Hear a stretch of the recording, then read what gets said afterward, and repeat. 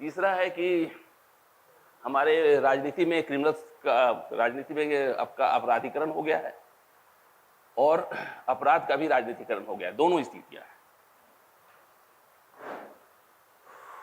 ये भी आरोप लगते हैं कि जो सरकारी कर्मचारी हैं या जो फैसिलिटीज हैं उसका जो रूलिंग पावर में जो दल रहता है उसका मिसयूज करता है। ये इससे हमारा स्वच्छ जो चुनाव प्रक्रिया है प्रभावित हो रही है। जातिवाद एक बहुत बड़ा मुद्दा है।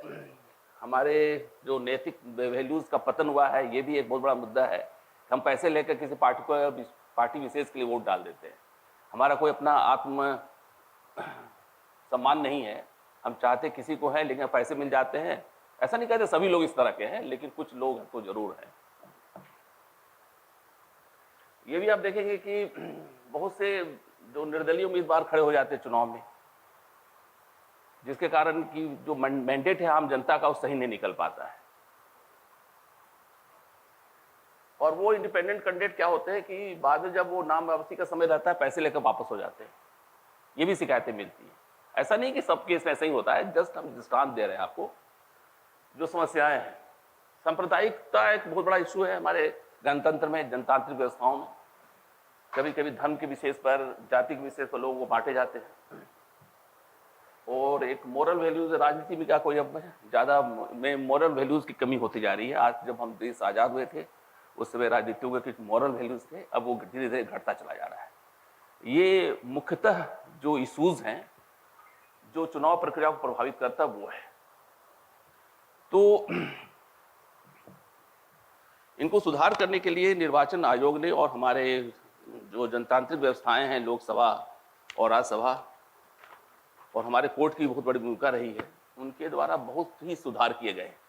ये सुधार का क्रम 1988 से शुरू हुआ और इसे चुनाव मैंने बताया था कि इस 1989 में पोस्टिंग हो गई थी। 90 के अराउंड 89, हाँ 88 मान लो, उसी के अराउंड TN सेशन की पोस्टिंग हुई थी। इलेक्शन कमीशन ऑफ इंडिया को उन्होंने चीफ इलेक्शन कमिश्नर बनाया था। उनका कार्यकाल 5-6 साल रहा था। 90 से लेकर 1995 तक रहे थे, वो 96 तक रहे थे। उस अवधि में बहुत सुधार हुए। और आज जो इलेक्शन रिफॉर्म्स मैंने उस दिन भी बताया था आपको कि बहुत ज़्यादा क्रेडिट उन्हीं को जाता है। उन्होंने शुरुआत की, उन्होंने देखा कि चुनाव हमारी दूषित है, इसको सही करने की बहुत आवश्यकता है। तो ये जो संविधान का संशोधन 61वां हुआ 1989 में, उसमें जो पहले उम्र था वोटिंग का 21 वर्ष का, उसको घटाकर 18 वर्ष कर दिया गया। ये पहला मेजर चुनाव सुधार हुआ था कि जो हमारी व्यवस्था यह है कि वयस्क मतदाता, एडल्ट फ्रेंचाइजी का कॉन्सेप्ट है, तो उस समय पहले माना जाता है 21 वर्ष के बाद बॉयज एंड गर्ल्स मेजर होते हैं, इसको घटाकर 18 वर्ष किया गया। इसके बहुत कहने का बहुत आसान है, लेकिन बहुत इसके दूरगामी असर हुए। दूरगामी असर इसलिए हुए कि मतदाताओं की संख्या एकाएक बहुत बढ़ गई, तो वोटिंग में ज़्यादा लोगों का पार्टिसिपेशन होने लगा। इससे जो अच्छा मैंडेट आने लगा। ये बात अलग है कि अभी भी एवरेज लगभग 50% पोलिंग होती है, पहले और कम होती थी। तो 18 वर्ष कर दिया गया, तो जो मैंडेट है जनता का वो बहुत कुछ सही आने लगे। मतलब कि जिसको जनता वास्तव में चाह रही है वही जीत कर आ रहा है। और इससे एक एम्पावरमेंट हुआ कम उम्र के बच्चों को कि भाई हम मेजर हो गए हैं, हम देश के नागरिक हैं, हमें वोटिंग का राइट है, हमें MLA और क्या कहते हैं MP चुनने का अधिकार है, हम देश की व्यवस्था चलाने के लिए रिस्पॉन्सिबल हो गए हैं। इससे बहुत बड़ा एक मैसेज एक देश में गया है। ये बहुत बड़ा मेजर रिफॉर्म था इन द ईयर 1989, 61वां संविधान संशोधन 89 अमेंडमेंट जो हुआ 89 में हुआ।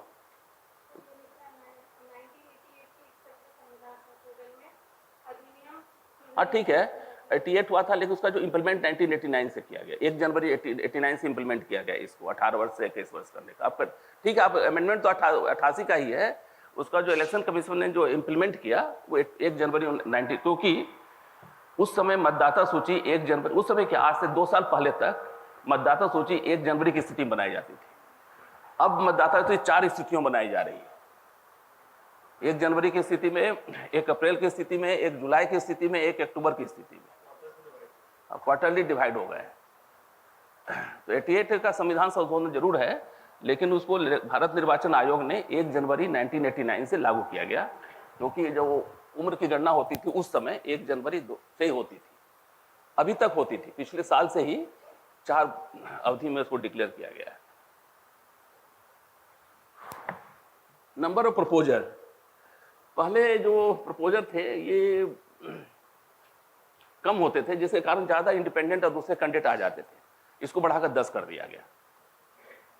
जो निर्वाचन नाम निर्देशन पत्र भेजे जाते किसी विधायक के लिए या सांसद के लिए, तो पहले 2 भरे जाते, 2 प्रपोजल काफी थे, चाहे इंडिपेंडेंट हो चाहे वो कोई भी हो, राजनीतिक नेशनल पार्टी हो चाहे स्टेट पार्टी हो।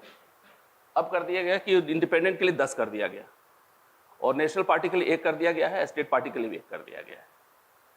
इस तरह की व्यवस्था कर दी गई ताकि जो नॉन सीरियस कैंडिडेट नहीं आए, या ऐसे कैंडिडेट ना आए जो कि क्या कहते हैं पैसे से विड्रॉ कर लेते हैं, इस तरह के को घटाने के लिए। दूसरा था कि ईवीएम की शुरुआत हुई 1998 से, और इसके पहले जो था बैलेट पेपर के माध्यम से चुनाव होते थे। बैलेट पेपर छपते थे, छपने में बहुत मेहनत होती थी, बूथ कैप्चरिंग की बहुत शिकायतें आती थी। उन सभी को ईवीएम ने क्रांति दिला दिया इलेक्शन में। आज की स्थिति में बूथ कैप्चरिंग करना एकदम असंभव हो गया है, और ईवीएम में वोट इलेक्ट्रॉनिक पद्धति से डाले जाते हैं और फेयर होता है। तो कोई दिक्कत, तो 1998 में इसकी शुरुआत हुई। पहले जो स्टेट थे उसमें एमपी भी शामिल था, वहां ईवीएम शुरुआत किया गया। दिल्ली, एमपी और राजस्थान में एक साथ चुनाव किया गया, उसमें ईवीएम का उपयोग किया गया। पूरे क्षेत्रों में नहीं किए गए थे, कुछ क्षेत्रों में रेंडमली किए गए थे। 1999 में गोवा का जो विधानसभा चुनाव हुआ उसमें 100% ईवीएम का यूज किया गया। अब तो पूरे कंट्री में ईवीएम के यूज होते हैं।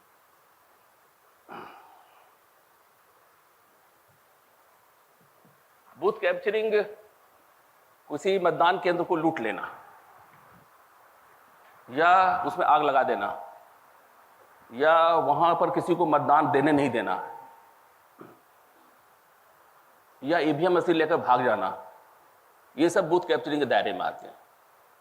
तो अगर किसी क्षेत्र में यह घटना होती है तो उस पोलिंग बूथ को में रीपोल कराने के नियम है, ताकि ऐसा नहीं कि कोई असामाजिक तत्व या कोई पार्टी विशेष किसी बूथ को लूट ले, अपने पक्ष में वोटिंग डलवा ले और ऐसा कर ले। तो ये भी शुरू किया गया, बूथ कैप्चरिंग अगर होगा तो हम आपको उस बूथ फिर से कराएंगे, या यदि पूरे सभी बूथ लूट लिए गए तो हम दोबारा चुनाव कराएंगे। इस तरह के कड़े प्रावधान बनाए गए। अब चूंकि निर्वाचन आयोग 4 तरह के चुनाव कराते हैं, मैंने बताया था आपको, लोकसभा, राज्यसभा, राष्ट्रपति, उपराष्ट्रपति। तो राष्ट्रपति और उपराष्ट्रपति के इलेक्शन में भी उन्होंने सुधार किया। सुधार ये था कि जहां पहले प्रपोजल 10 होते थे प्रेसिडेंट में, उसको बढ़ाकर 50 किया गया, और वाइस प्रेसिडेंट में 5 की जगह 20 किया गया प्रपोजल्स को, प्रस्तावक को। तो पहले प्रेसिडेंट के चुनाव में कोई भी लड़ने के तैयार हो जाते थे, क्योंकि उसमें प्रपोजल कम थे। 10 एमपी का साइन करा लिए और इलेक्शन लड़ने लगते थे। अब उसको बढ़ाकर 50 कर दिया गया।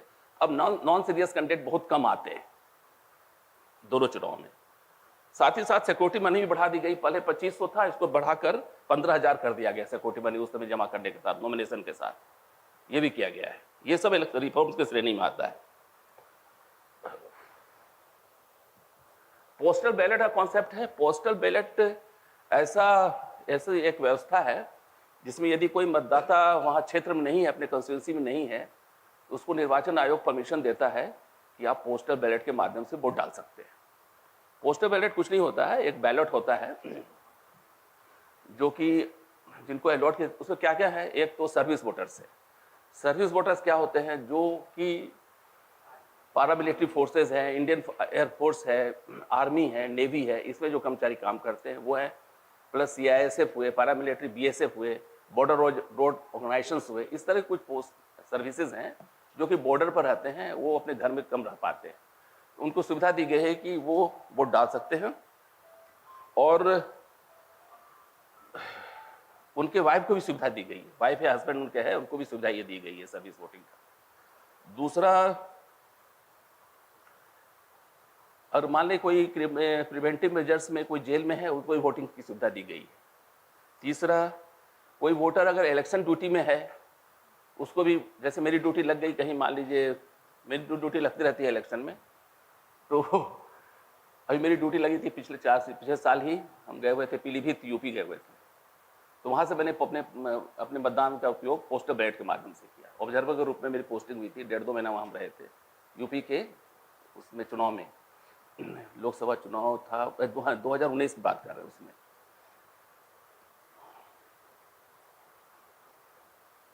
उसके बाद जो एम्बेसी वगैरह में पोस्टेड रहते हैं हमारे एम्बेसडर्स या दूसरे स्टाफ, उनके वाइफ और हस्बैंड दोनों को ये सुविधाएं दी गई।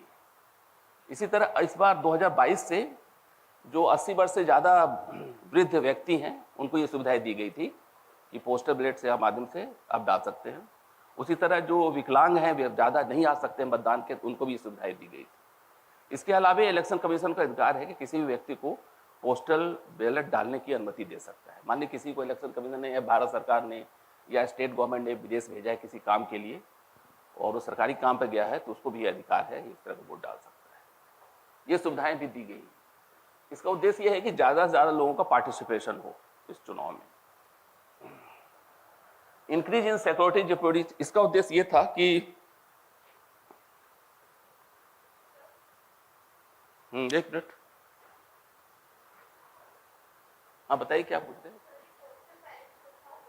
एक मिनट, हम बता देते हैं, आप नोट कर लेना, हमें देंगे आपको आज, कोई बात नहीं है। सिक्योरिटी डिपॉजिट के बारे में आपको हम आगे बताएंगे। Listing of name of candidates, इसमें सिक्योरिटी डिपॉजिट बढ़ाया गया है एमएलए के चुनाव में भी और एमपी में भी, सभी में। तो उसके बारे में आपको हम बताएंगे आगे। और मैंने बताया भी था आपको जब एमएलए और एमपी पढ़ा रहे थे उस समय, उसे बताया भी था। चलिए कोई बात नहीं, उसको पढ़ाएंगे आपको।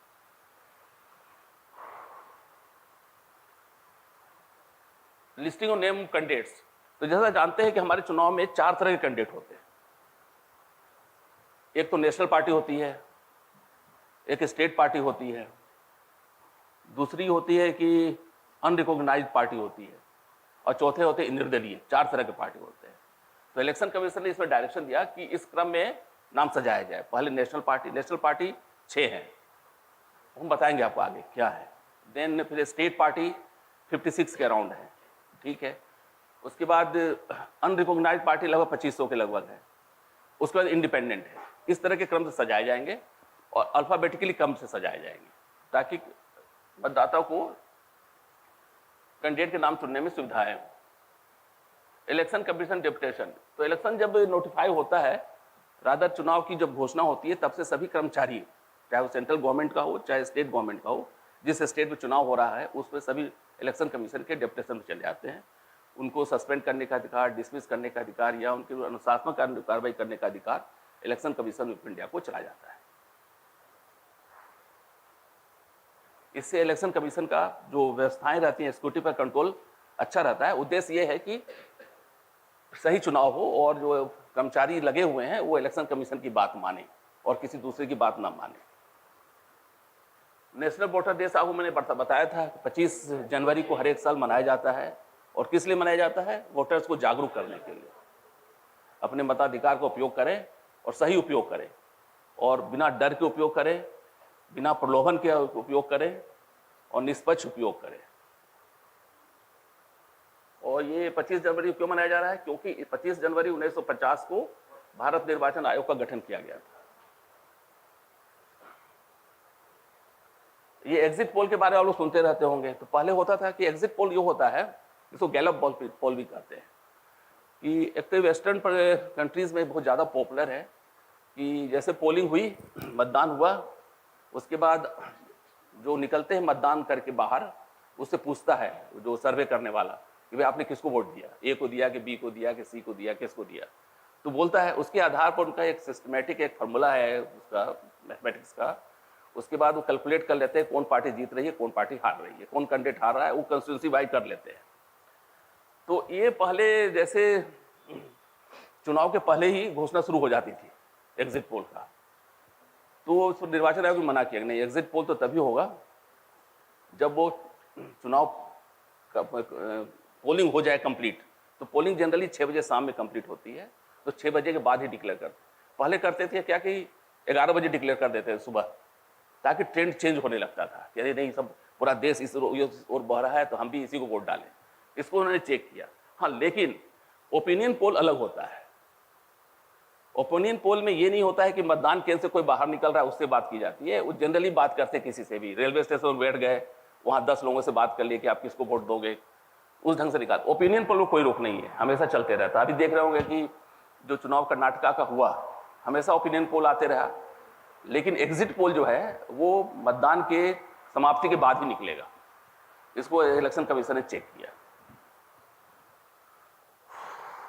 अवेयरनेस क्रिएशन, ये निर्वाचन आयोग का बहुत महत्वपूर्ण कदम है और एक उन्होंने स्वीप कार्यक्रम चलाया, SVEEP, systematic voters education and electoral participation, ये इस नाम से प्रोग्राम चलता है। स्वीप बहुत इंपॉर्टेंट, आप लोग नोट कर लीजिए, क्वेश्चन आ सकता है। SVEEP, SVEEP,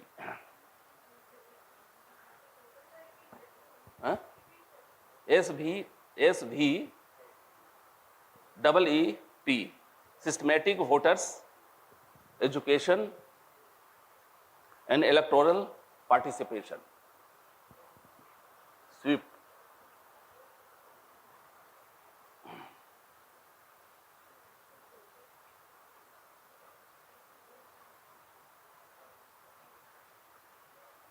ये एग्जिट पोल में भी 2019 के बाद रोक लगी है, उसके पहले कभी भी निकाल देते थे लोग, ये भी महत्वपूर्ण है, आप देख लीजिए। नेक्स्ट पे जाइए, नेक्स्ट पे जाओ।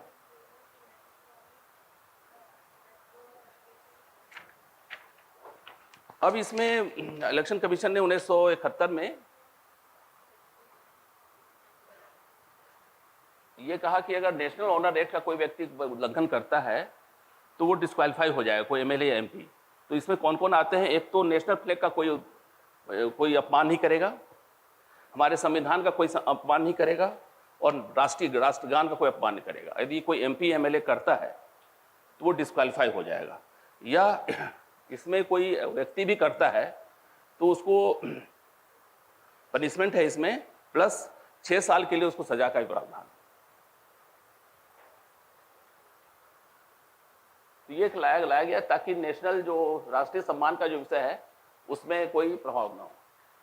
अब आया कि सेल ऑफ लिकर, ये जैसे ने पहले बताया कि इलेक्शन के पहले पार्टी जो है कैंडिडेट है वो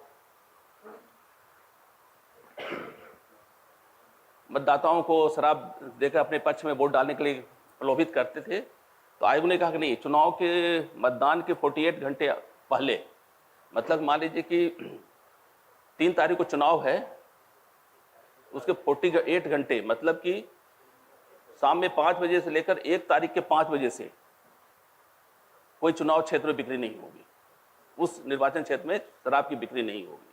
और कोई करता है तो 6 महीने की जेल और 2,000 रुपये की सजा है, और कोर्ट उसे दोनों भी दे सकता है। ये लागू किया गया। डेथ ऑफ कैंडिडेट, पहले क्या होते थे कि किसी चुनाव में मान लीजिए 10 कैंडिडेट 20 कैंडिडेट खड़े हो गए और कोई एक कैंडिडेट मर जाता था, चाहे निर्दलीय हो, चाहे नेशनल पार्टी का, चाहे स्टेट पार्टी का, तो चुनाव रुक जाता था, कॉन्ट्रमांड हो जाता था। तो इसके दृष्टांत बहुत ऐसे भी कुछ आए कि चुनाव हो रहा है प्रेसिडेंट का या प्राइम मिनिस्टर का, या प्राइम मिनिस्टर कैंडिडेट का हो रहा है या इंपॉर्टेंट व्यक्ति का, उसके विरुद्ध उसके विरोधियों ने 100 कैंडिडेट खड़ा कर दिए और उसमें एक को मार भी दिए। ऐसी घटना घटी है भारतीय जनतांत्रिक व्यवस्थाओं में, ताकि चुनाव खत्म हो जाए, चुनाव हो ही नहीं। ऐसी व्यवस्था भी हुई, ऐसी भी घटना भी हुई है। तो और पहले ये भी था कि एक एक कैंडिडेट बहुत ज्यादा चुनाव क्षेत्र से लड़ जाते थे, कोई रोक नहीं था, और बूढ़े बूढ़े कैंडिडेट को खड़े कर देते थे, कभी मर जाए। तो इसको रोक लगाने के लिए कहा कि नहीं, कोई इंडिपेंडेंट अगर मरता है तो कोई चुनाव रोका नहीं जाएगा। और उन्होंने कहा कि स्टेट नेशनल पार्टी और स्टेट पार्टी को कोई कैंडिडेट मरता है ड्यूरिंग द इलेक्शन, तो उस पार्टी को मौका दिया जाएगा कि 7 दिन के अंदर आप दूसरे कैंडिडेट खड़ा कीजिए, और फिर 7 दिन के बाद चुनाव हो जाएगा। उसके बाद जो डेट था चुनाव का निश्चित मतदान का, उससे 7 दिन का और समय एडिशनल दे दिया जाएगा। तो अब वो चुनाव प्रभावित नहीं होते किसी के मरने से या हट जाने से। इस तरह ये बहुत बड़ा रिफॉर्म था कि आपको ऐसे ऐसे दृष्टांत मिलेंगे, जैसा मैंने आपको पहले बताया। अब इसके बाद टाइम लिमिट और बाय इलेक्शंस। पहले अगर कोई मर जाता था बीच में कोई कैंडिडेट एमएलए या एमपी तो लिमिट नहीं था कब चुनाव होंगे, लेकिन अब आयोग ने कहा कि नहीं, और कोई कैंडिडेट मरता है एमपी या एमएलए तो 6 महीने के भीतर चुनाव होंगे। ये 6 महीने कब नहीं होंगे, जब चुनाव 1 साल से कम हो तो उसमें कुछ आयोग रिलैक्स कर देता है, अदरवाइज जब चुनाव तो रूटीन कोर्स में होंगे। ये भी बहुत इंपॉर्टेंट स्टेप था रिफॉर्म्स के नज़र से। अब है holding of flag on the polling day. इसमें उन्होंने दिया है कि इलेक्शन जिस दिन होता है, काउंटिंग जिस दिन पोलिंग होती है उस दिन छुट्टियां रहती हैं, चाहे वो प्राइवेट सेक्टर हो चाहे कोई भी सेक्टर, गवर्नमेंट सेक्टर हो, सब में छुट्टियां रहती है। और छुट्टी ऐसी रहती है कि उस दिन काम ना करने पर भी आपको वेतन दिया जाएगा, पेड हॉलीडे कहलाता है। कोई अगर मजदूर मान लीजिए प्राइवेट सेक्टर में काम कर रहा है, किसी मान लीजिए वेल्डिंग की दुकान में काम कर रहा है, या मान लीजिए किसी है, तो उसको जो उसके मालिक हैं उसको छुट्टी देनी होगी। किस लिए देनी होगी कि जाकर आप वोट डालिए, और उसको उस दिन का वेतन ही मिलेगा। एक्सेप्शन ये ऐसा है कि मान लीजिए कुछ ऐसा यूनिट है जिसमें कि राउंड द क्लॉक आदमी की जरूरत है, तो उसमें भी वो फेज वाइज में छुट्टी दे सकता है कि भाई चले जाओ तुम वोट डालो बगल बगल में। उसमें एक्सेप्शन जरूर दिया है, लेकिन वो एक्सेप्शनल केसेस हैं, जैसे कोई इमरजेंसी, जैसे मान लीजिए कि कोई हॉस्पिटल है जिसमें ऑक्सीजन जाना जरूरी है, ऑक्सीजन बंद नहीं हो सकता है, उसमें जो इंगेज कर्मचारी हैं उनको आयोग ने परमिशन दिया है कि ठीक है एम्प्लॉयर को नहीं छोड़ सकता है, लेकिन एम्प्लॉयर को उन्होंने सलाह दी है कि भाई आप शिफ्ट ड्यूटी लगा कर उसको मतदान का अवसर दें, अगर उसका मतदान के नजदीक है तो। अगर दूर है, दूसरे जिले का है, तो कैसे जाएगा वो। यह भी महत्वपूर्ण स्टेप था। हाँ, पहले जो मैं बताया कि अब वर्तमान में एक कैंडिडेट सिर्फ 2 ही कंस्टिट्यूंसी से लड़ सकता है। जैसे राहुल गांधी 2 जगह से चुनाव लड़े थे, अमेठी से लड़े थे, वायनाड से लड़े थे।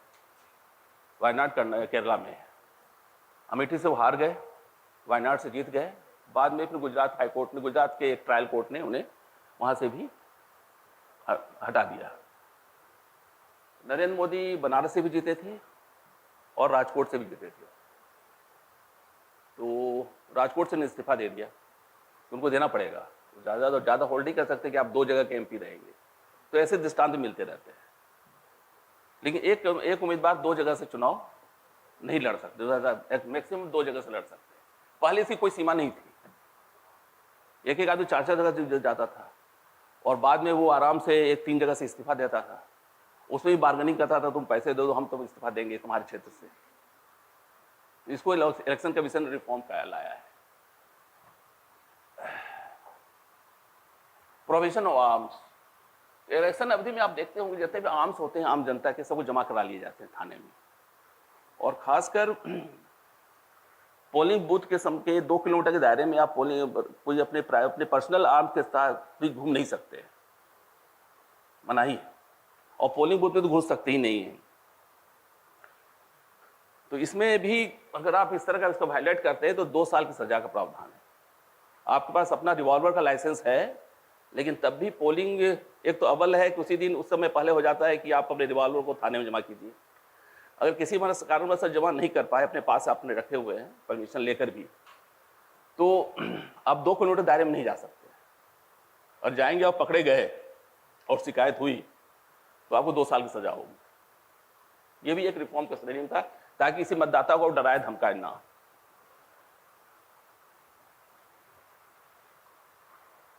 अब ये जो प्रचार की अवधि थी,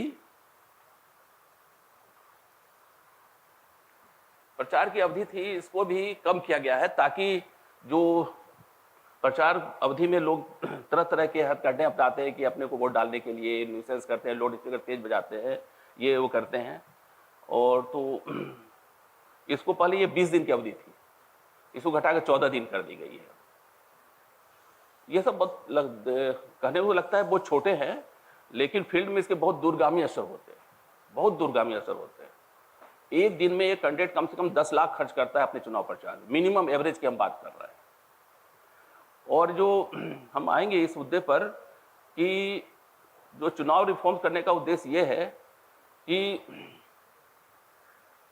हम एक सभी को समान प्लेटफॉर्म दें।